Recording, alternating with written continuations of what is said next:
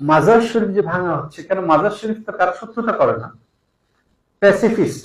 সুফিরা কি প্যাসিফিস্ট, এটাও তাদের অধিকার।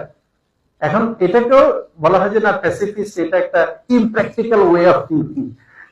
আমি বলবো না এটা ইমপ্র্যাকটিক্যাল ওয়ে অফ থিঙ্কিং না, আমি এটাকে ইমপ্র্যাকটিক্যাল ওয়ে অফ থিঙ্কিং বলবো তখনই যখন আমি স্কিলড এনাফ না, আমি পিসফুলি রিজলভ করার জন্য স্কিল আমার কাছে নাই।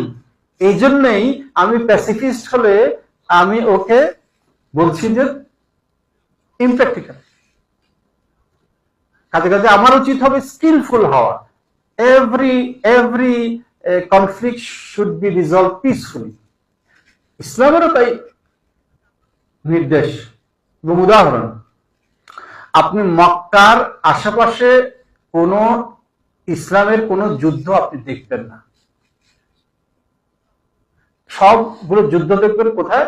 মদিনার আশেপাশে, অর্থাৎ আক্রান্ত হয়েছে, আক্রমণ করেনি। কিন্তু মক্কায় কি দেখবেন আপনি? মক্কায় দেখবেন হুদায়বিয়ার সন্ধি।